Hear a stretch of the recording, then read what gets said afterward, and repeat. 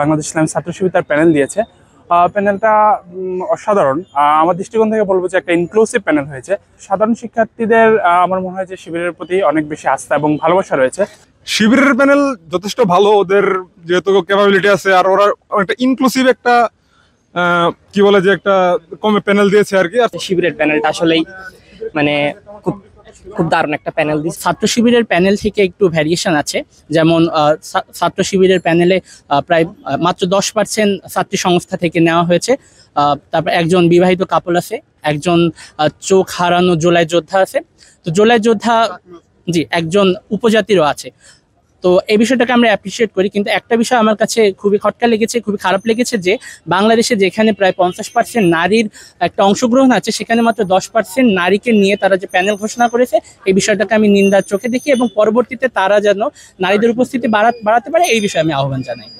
ঢাকা বিশ্ববিদ্যালয়ে ঐতিহ্যবাহী একটি যে ডাকসু, সেই ডাকসু আসলে ঢাকা বিশ্ববিদ্যালয়ের ইতিহাস একটি অন্যতম ঘটনা। এর মাঝে ছাত্র শিবির, বাংলাদেশ ইসলামী ছাত্র শিবির তার প্যানেল দিয়েছে। প্যানেলটা অসাধারণ। আমার দৃষ্টিকোণ থেকে বলবো যে একটা ইনক্লুসিভ প্যানেল হয়েছে।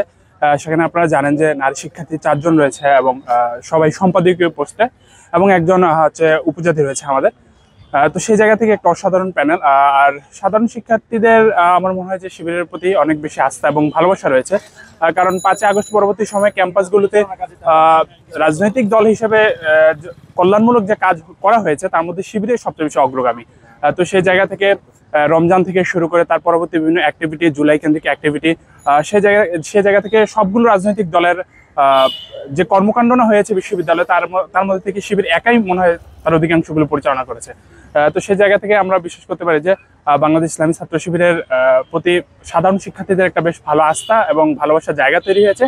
সেই জায়গা থেকে বাংলাদেশ ইসলামী ছাত্র শিবির ডাকসুতে একটা মাইলফলক করবে বলে আশা করছি, ফলাফল একটা হবে বলে আশা করছি আর কি। শিবিরের প্যানেলে যতগুলো স্টুডেন্ট সবাই তো মেধাবী, আমরা জানি। সবাই পাস করে আসবে বলে কি আপনি মনে করেন? আসলে সবাই পাস করে আসাটা আমার মনে হয় না জরুরি। এখানে হচ্ছে একটা প্যানেল দিয়েছে, তো সাধারণ শিক্ষার্থীদের একটা প্যানেলে সবাইকে যে ভালোবাসতে হবে বা পছন্দ করতে হবে সেটা এমন নয়। হতে পারে তাদের কিছু কাউকে অন্য দলের প্রার্থী রয়েছে, তাদেরকে এই সম্পাদকীয় পোস্টটা তাদেরকে ভালো লেগেছে, তো সেই জায়গা থেকে তারা ভোট দিতে পারে। আসলে আমি মনে করি যে প্রত্যেকটা প্যানেল থেকে প্রত্যেকটা সদস্য জয়ী হয়ে আসাটা প্রয়োজন মনে করছি না, তবে একটা ভালো ফলাফল আশা করছি আর কি।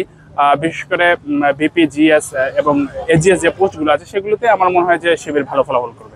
ছাত্রদের প্যানেল আর শিবিরের প্যানেল মধ্যে আপনি কি চমক দেখতে পাচ্ছেন? এছাড়াও আরো প্যানেল রয়েছে, যে ডিউ ফার্স্ট নামে একটা প্যানেল রয়েছে, সেখানেও জামাল উদ্দিন খালেদ ভাই রয়েছে। এছাড়া অন্যান্য প্রার্থীরা রয়েছে, তারাও চেষ্টা করেছে ভালো শিক্ষার্থীদেরকে, ভালো রাজনৈতিক যারা অ্যাক্টিভিটি করে ক্যাম্পাসে তাদেরকে নিয়ে আসার জন্য।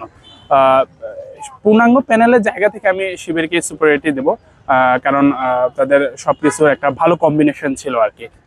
এমনকি যে সম্পাদকীয় পোস্টগুলোতে যাদেরকে দেওয়া হয়েছে তারা ওই ফিল্ডে এবং ওই ডিসিপ্লিনে অনেক বেশি ক্যালিবার এবং যোগ্য আমার কাছে মনে হয়েছে। ডাকসু যেহেতু এত বছর পরে হইতেছে, আমাদের অবশ্যই আশা থাকবে যাতে সুষ্ঠু একটা নির্বাচন হয়, যাতে শিক্ষার্থীদের ভোটেই যাতে সবাই পার হয়ে আসতে পারে, কোনো যাতে বিশৃঙ্খলা না হয়, এই বিষয়ে প্রশাসনের যাতে সর্বোচ্চ সহযোগিতা থাকে। শিবিরের প্যানেল যথেষ্ট ভালো, ওদের যেহেতু ক্যাপাবিলিটি আছে আর ওরা একটা ইনক্লুসিভ একটা কি বলে যে একটা কমে প্যানেল দিয়েছে আর কি। আর পূর্ণাঙ্গ প্যানেল ছাত্রদল দিয়ে দিবে, ছাত্রদলের যথেষ্ট ভালো সম্ভাবনা আছে। যেহেতু এতদিন পর হচ্ছে, তো এটা আমাদের কাছে আসলে খুব একটা আনন্দের একটা বিষয়, যেহেতু ডাকসু অনেক বছর পর হচ্ছে, শেষ হয়েছিল 2019 সালে। তো এখন অব্দি হওয়া আমার মনে হয় কি এটা আসলে আমাদের জন্য খুব একটা আনন্দদায়ক একটা বিষয়। আর অনেকে তাই অলরেডি প্যানেল ঘোষণা দিচ্ছে, যেমন শিবিরের প্যানেল ঘোষণা দিচ্ছে। শিবিরের প্যানেলটা আসলেই খুব খুব দারুণ একটা প্যানেল দিছে। এখন অব্দি ছাত্রদল কোনো প্যানেল দেয় না, আশা করি ছাত্রদলের প্যানেলটাও খুব খুব ভালোই হবে, এই আশা রাখছি। যেহেতু প্রশাসন প্রথম থেকে এটা নিয়ে খুব আগ্রহী ছিল, বা স্টুডেন্টরাও খুব আগ্রহী ছিল এটা নিয়ে, তো আশা করি প্রশাসনের আমরা সর্বোচ্চ সহযোগিতা পাবো ইনশাল্লাহ, এবং নির্বাচনটা আসলে ফ্রুটফুল হবে এটা আশা রাখি আছি। শিবির আসলেই জনপ্রিয় একটা দল, আর ওরা যে প্যানেলটা ঘোষণা করছে ওরা আসলেই খুব ভার্সেটাইল। এবার যেটা করছে যে ওরা খুব ভার্সেটাইল একটা বিষয় চিন্তা করছে, এখানে মোটামুটি অনেক জায়গা থেকে পোলাপান রাখছে, তো আশা করি ওদের প্যানেলটা ইনশাল্লাহ ভালো করবে এই আশা রাখছি। আমি তানভীর সিদ্দিকী, হিসাব বিজ্ঞান 24-25 এবং বঙ্গবন্ধু শেখ মুজিবুর রহমান হলের একজন আবাসিক শিক্ষার্থী। আমি বঙ্গবন্ধু শেখ মুজিবুর রহমান হলে স্বতন্ত্র সদস্য পদে দাঁড়িয়েছি। আহ, আহ, বাংলাদেশে তো নির্বাচন অনেক গুরুত্বপূর্ণ একটা বিষয়, এবং ডাকসু নির্বাচন বলতে গেলে আমাদের জাতীয় রাজনীতিতে অনেক গুরুত্বপূর্ণ অবদান রাখে। প্রায় 6 বছর পর ডাকসু নির্বাচন হতে যাচ্ছে জুলাই আন্দোলনের প্রেক্ষিতে। তো এর পটভূমি তৈরি হলো আর ডাকসু নির্বাচন হচ্ছে। তো এই বিষয়টা আমরা ঢাকা বিশ্ববিদ্যালয়ের শিক্ষার্থীরা খুবই অ্যাপ্রিসিয়েট করব, এবং আশা করি 9 তারিখে যে ডাকসু নির্বাচন হবে সেটা সুষ্ঠু শান্তিপূর্ণভাবে অনুষ্ঠিত হবে, এবং যে প্রার্থী যোগ্য সেই এতে জয়ী হবে। আপনি যেহেতু একদম স্বতন্ত্র প্রার্থী হিসেবে দাঁড়িয়েছেন, এখনো পর্যন্ত ছাত্রদল তাদের পূর্ণাঙ্গ প্যানেল দেয়নি, দিয়েছে ছাত্র শিবির আর কয়েকটা দল। এর ভিতরে ছাত্র শিবিরের প্যানেলটা আপনার কাছে কেমন মনে হচ্ছে? জি, ছাত্র শিবিরের প্যানেল থেকে একটু ভ্যারিয়েশন আছে। যেমন ছাত্র শিবিরের প্যানেলে প্রায় মাত্র 10% ছাত্রী সংস্থা থেকে নেওয়া হয়েছে। তারপর একজন বিবাহিত কাপল আছে, একজন চোখ হারানো জুলাই যোদ্ধা আছে। তো জুলাই যোদ্ধা, জি, একজন উপজাতিরও আছে। তো এই বিষয়টাকে আমরা অ্যাপ্রিসিয়েট করি, কিন্তু একটা বিষয় আমার কাছে খুবই খটকা লেগেছে, খুবই খারাপ লেগেছে, যে বাংলাদেশে যেখানে প্রায় 50% নারীর একটা অংশগ্রহণ আছে, সেখানে মাত্র 10% নারীকে নিয়ে তারা যে প্যানেল ঘোষণা করেছে, এই বিষয়টাকে আমি নিন্দার চোখে দেখি, এবং পরবর্তীতে তারা যেন নারীদের উপস্থিতি বাড়াতে পারে এই বিষয়ে আমি আহ্বান জানাই। এমনি প্যানেলটা কেমন? এমনি প্যানেলটা আমার কাছে ভালো লেগেছে। আর আপনারা যে নির্বাচনে এখন ফর্ম তুলেছেন, বা আগে তো দেখতাম যে ফর্ম তুলতে গেলে বাধা দিত, অনেক কিছু ক্ষেত্রে বাধা দিত, জমা দিতে দিত না, এই ধরনের কোনো বাধার সম্মুখীন বা কোনো হুমকির সম্মুখীন হচ্ছেন কিনা? জি না, এখনো পর্যন্ত আমি যেহেতু বঙ্গবন্ধু হলের একজন আবাসিক শিক্ষার্থী, আমাদের হলে উৎসবমুখর পরিবেশেই আমরা মনোনয়নপত্র সংগ্রহ করেছি এবং জমা দিতে পারছি, এবং বড় ভাই ছোট ভাই যারাই আছে সবাই আমাদেরকে পূর্ণাঙ্গ সাপোর্ট করছেন এবং হেল্প করছেন। আমি মোহাম্মদ ইদুল ফয়সাল, আমি আইন নিয়ে পড়াশোনা করছি এখানে মাস্টার্সে। আমি মানবাধিকার এবং আইন বিষয়ক সম্পাদক পদে দাঁড়াচ্ছি। তো আমার আসলে কাজ করবার জায়গাটা মানবাধিকার নিয়ে, এবং শিক্ষার্থীদের মানবীয় মর্যাদা সহকারে সমস্ত অধিকার যেন পায় সেই জায়গাটা ফোকাস।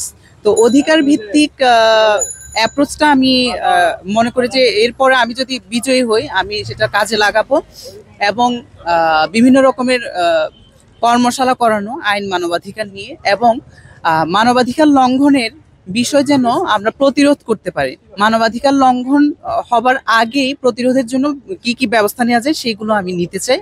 বিশেষ করে সহিংসতার বিরুদ্ধে, যে কোনো লিঙ্গ, ধর্ম, বর্ণ, পরিচয়ের ঊর্ধ্বে উঠে সহিংসতার বিরুদ্ধে আমার স্ট্রিক্ট পজিশন হবে। আমি কোনো প্যানেলের পক্ষ থেকে দাঁড়াচ্ছি না, কোনো সংগঠনের অংশ নই। তো যার কারণে স্বতন্ত্র জায়গা থেকে আমি চাই শিক্ষার্থীদের জন্য কাজ করতে। আপনি যে পদ নিয়ে নির্বাচন করছেন, এটা প্রতিদ্বন্দ্বী কেমন মনে করছেন? প্রতিদ্বন্দ্বী আছে আমাদেরই বন্ধু বান্ধব, এবং আমাদেরই অনেকে শুভাকাঙ্ক্ষী ছোট ভাই অনেকে আছে।